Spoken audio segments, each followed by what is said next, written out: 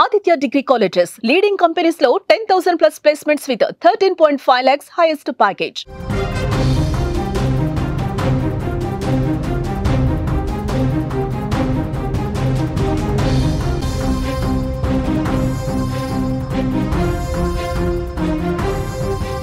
Breaking news చూస్తున్నాం. Teenmar Mallanna MLC Teenmar Mallanna ఆఫీసులో కాల్పుల కలకలం. క్యూ న్యూస్ ఆఫీస్పై కవిత అనుచరులు దాడి చేశారంటూ ఆరోపిస్తున్నటువంటి క్యూ న్యూస్ సిబ్బంది.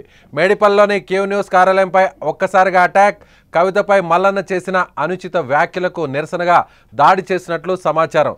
దాడి సమయంలో 5 రౌండ్లు కాల్పులు జరిపిన ఎమ్మెల్సీ మల్లన్న తీన్మార్ మల్లన్న గన్మ్యాన్. కాల్పుల్లో పలువురికి తీవ్ర గాయాలు. క్యూ న్యూస్ ఆఫీస్ వద్ద ఒక్కసారిగా ఉద్రిక్త వాతావరణం.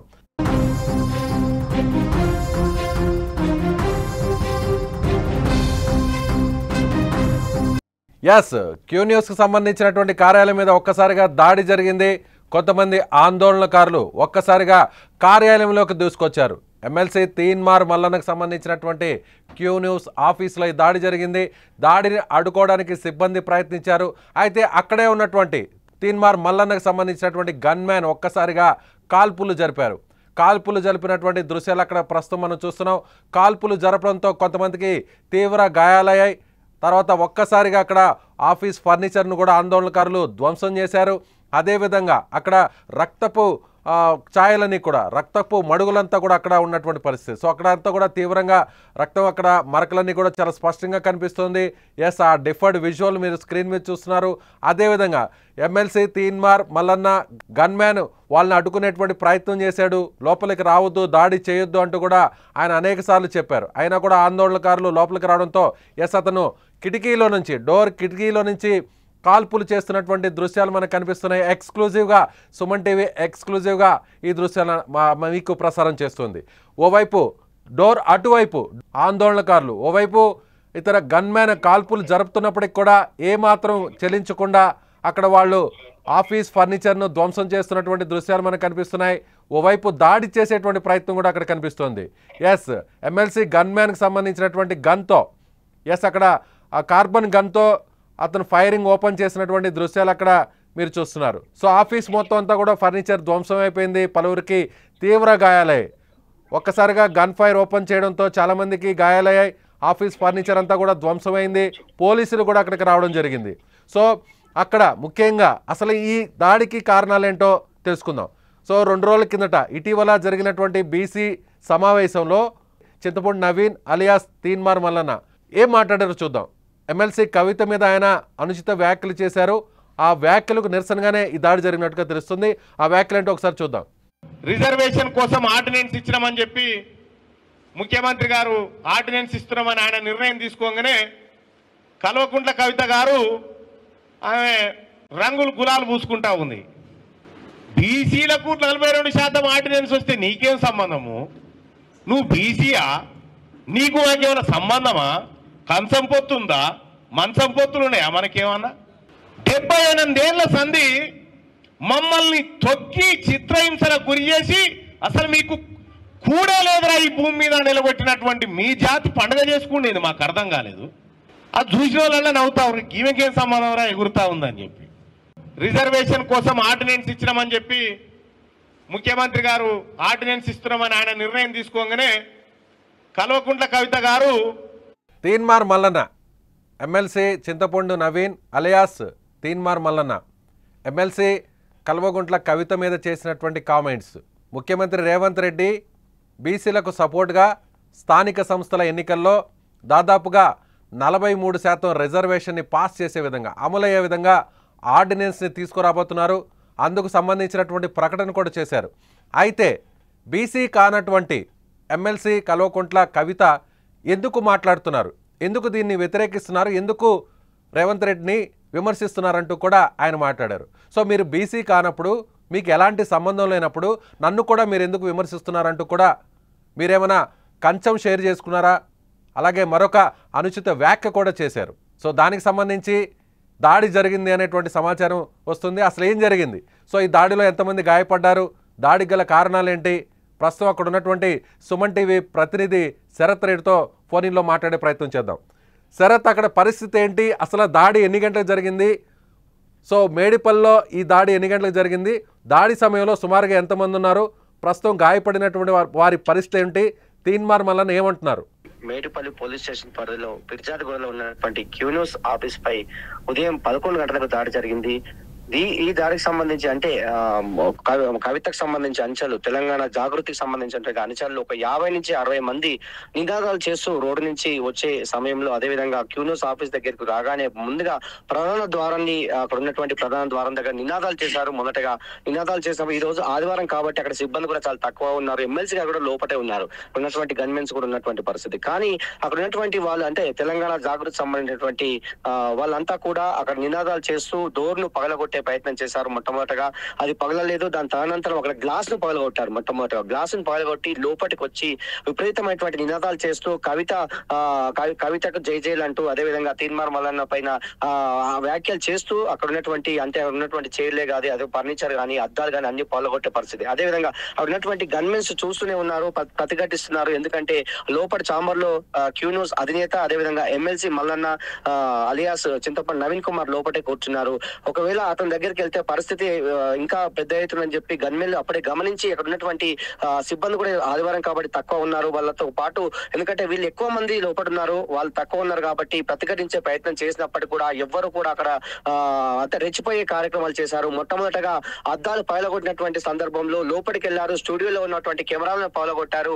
అదేవిధంగా లోపల ఉన్నటువంటి అక్కడ అన్ని సిస్టమ్స్ అన్ని కూడా పగలగొట్టినటువంటి పరిస్థితుల్లోనే ఇదంతా కూడా తీవ్రంగా దాల్చుకునే ఉద్దేశం గమనించి అక్కడ ఉన్నటువంటి గన్మెన్లు, ఎమ్మెల్సీకి సంబంధించిన గన్మెన్లు ఇద్దరు కూడా ఒక గన్మెన్ అందులో 5 రౌండ్ల పైకి గాల్లో కాల్పులు జరిపారు. మొట్టమొదటగా గాల్లో కాల్పులు జరిపినప్పుడు కూడా వాళ్ళు భయపడినటువంటి పరిస్థితి. ఎందుకంటే గాల్లో కాల్పులు జరిపినటువంటి సమయంలోనే తీన్మార్ మల్లన్న ఎమ్మెల్సీ లోపలికి వెళ్ళారు. లోపలికి చొచ్చుకొని వెళ్ళి అతను మొట్టమొదటిగా చెయ్యి మీద దాడి చేశారు. అతను చెయ్యి మీద దాడి చేసినప్పుడు అతను కూడా అంటే వాళ్ళు వచ్చినటువంటి సమయం నుంచి కూడా వాదిస్తూనే ఉన్నాడు. ఏమైనా ఉంటే మాట్లాడదాం ఐదని చెప్పి అంటున్నాడు. అదేవిధంగా బీసీ ఉద్యమాన్ని అణచివేసే కార్యక్రమం నడుస్తుందని చెప్పి ఆయన కూడా బాగా అక్కడ వాగ్వాదం చేస్తున్నాడు. నేను ప్రజల కోసమే పోరాటం చేస్తాను, ప్రజలకు సంబంధించి వ్యాఖ్యలు చేస్తున్నాను తప్ప నేను ఏం చేయట్లేదని చెప్పి ఆయన చెప్పడం జరిగింది.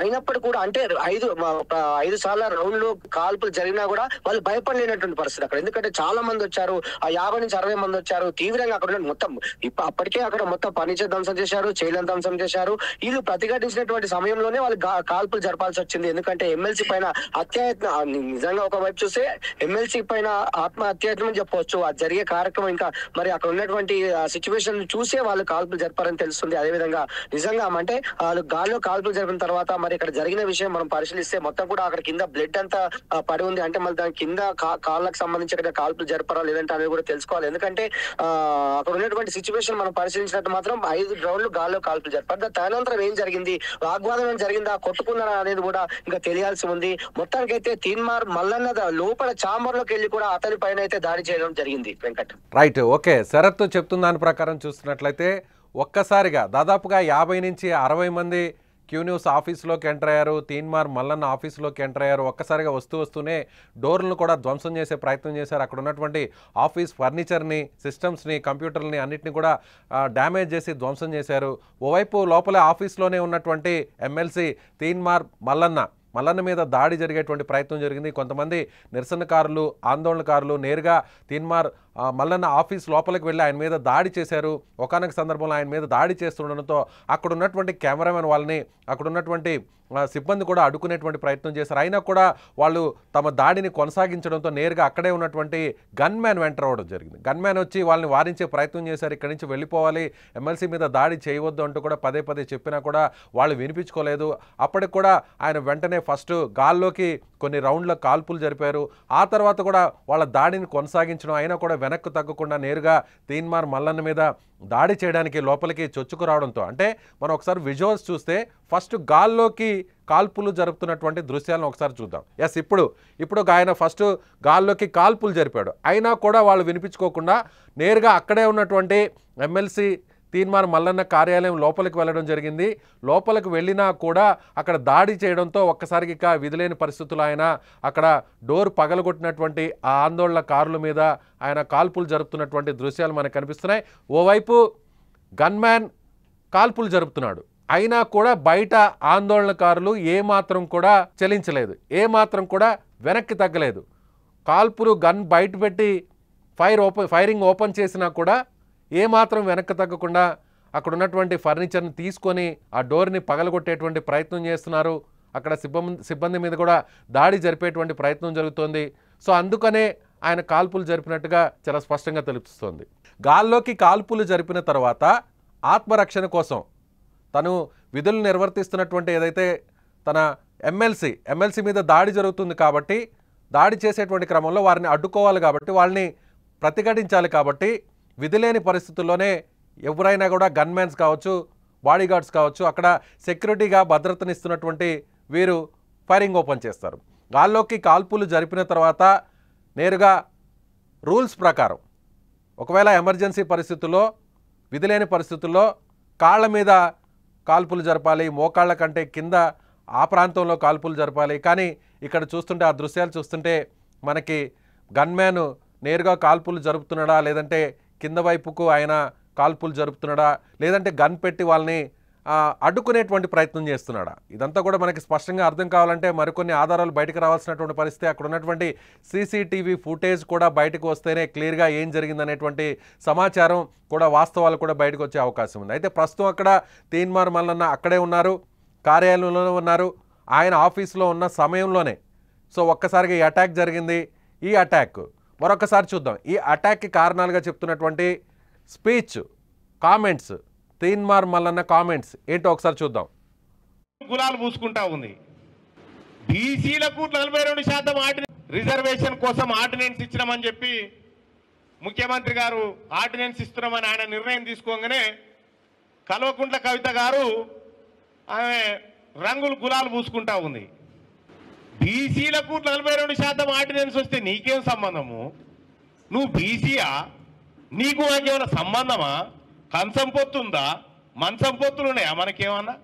78 ఏళ్ల సంధి మమ్మల్ని తొక్కి చిత్రహింసలకు గురి చేసి అసలు మీకు కూడా లేదురా ఈ భూమి మీద నిలబెట్టినటువంటి మీ జాతి పండుగ చేసుకునేది మాకు అర్థం కాలేదు.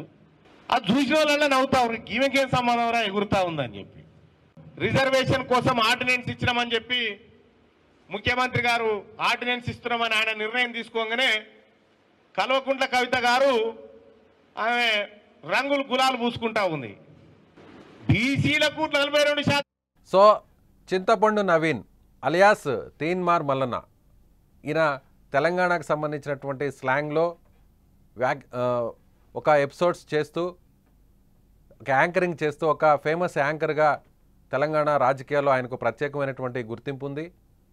V6 ఛానల్లో ఆయన ప్రత్యేకంగా తీన్మార్ మల్లన్న అనేటువంటి ఒక కార్యక్రమాన్ని కూడా నిర్వహించారు. సో రాజకీయాలకు సంబంధించినటువంటి అంశాల మీద ఆయన ఈ కార్యక్రమాన్ని కొనసాగిస్తూ వచ్చారు. అలా తెలంగాణలో ప్రత్యేకమైనటువంటి గుర్తింపుని తెచ్చుకున్న తీన్మార్ మల్లన్న ఆ తర్వాత ఆయన రాజకీయాల్లోకి ఎంటర్ అయ్యారు. సో బీసీ కార్డును తెర మీద తీసుకొచ్చారు. కాంగ్రెస్ పార్టీకి దగ్గరైన తర్వాత, కాంగ్రెస్ పార్టీలో చేరిన తర్వాత ఎమ్మెల్సీగా ఆయన ఇటీవల ఏడాది కిందట గెలుపొందారు. ఖమ్మం, వరంగల్, నల్గొండ.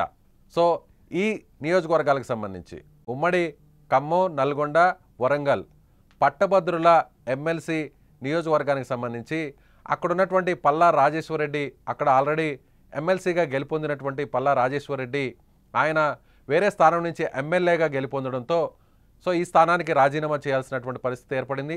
సో జరిగినటువంటి ఉప ఎన్నికల్లో ఇటీవల ఏడాది కిందట జరిగినటువంటి పట్టభద్రుల ఎమ్మెల్సీ ఉప ఎన్నికలో ఈయన పోటీ చేయడం జరిగింది.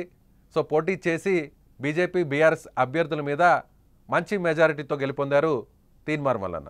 ఆ తర్వాత కాంగ్రెస్ పార్టీలో ఆయన కాంగ్రెస్ గొంతుకుని వినిపిస్తూ వచ్చారు. అనూహ్యంగా కాంగ్రెస్ పార్టీ అధిష్టానం మీద, సో ప్రస్తుతం ఉన్నటువంటి కాంగ్రెస్ ప్రభుత్వ పెద్దల మీద కొన్ని అనుచిత వ్యాఖ్యలు చేశారు. సో ఇదే విధంగా ఆయన చేసినటువంటి తీవ్ర వ్యాఖ్యల నేపథ్యంలో కాంగ్రెస్ పార్టీ ఆయన్ను షోకాజ్ నోటీస్ ఇచ్చి వివరణ కోరింది. అయినా కూడా సరైనటువంటి సమాధానం ఇవ్వకపోవడంతో సరిగ్గా ఈ ఏడాది మార్చి నెలలో ఆయన మీద కాంగ్రెస్ పార్టీ వేటు వేసింది. కాంగ్రెస్ పార్టీ నుండి సస్పెన్షన్కు గురి చేసింది, సస్పెండ్ చేసింది పార్టీ నుండి. ఆ తర్వాత ఆయన ఇండివిజువల్గానే ఉంటున్నారు. తను క్యూ న్యూస్ అనేటువంటి ఒక ఛానల్ని ఏర్పాటు చేసి అనేక అంశాల మీద, తెలంగాణ సామాజిక రాజకీయ అంశాల మీద ఆయన సో ఈ నేపథ్యంలోనే ఇటీవల జరిగినటువంటి ఒక బీసీల ఐక్యతకు సంబంధించినటువంటి ఒక సమావేశం, సదస్సు జరిగింది. అందులో అతిథిగా పాల్గొన్నటువంటి తీన్మార్ మల్లన్న కవిత మీద తెలంగాణ జాగృతి అధ్యక్షురాలు కేసీఆర్ కుమార్తె ఎమ్మెల్సీ కవిత మీద కొన్ని అనుచిత వ్యాఖ్యలు చేశారు. ఆ వ్యాఖ్యల నేపథ్యంలోనే ఆ వ్యాఖ్యలను ఖండిస్తూ నిరసిస్తూ వ్యతిరేకిస్తూ ఇవాళ ఉప్పల్లోని మేడిపల్లి ప్రాంతంలో ఉన్నటువంటి తీన్మార్ మల్లన్న కార్యాలయం మీద క్యూ న్యూస్ ఆఫీస్ మీద దాడి జరిగింది. ఆ దాడి తర్వాతే కాల్పులు జరగడం జరిగింది. సో పోలీసు అక్కడ ఉన్నటువంటి గన్మ్యాన్ ఫైరింగ్ ఓపెన్ చేశారు. కొంతమందికి తీవ్ర గాయాలై వాళ్ళ పరిస్థితి ఏంటనేది కూడా మరి కాసేపట్లో ఒక స్పష్టత వచ్చే అవకాశం ఉంది.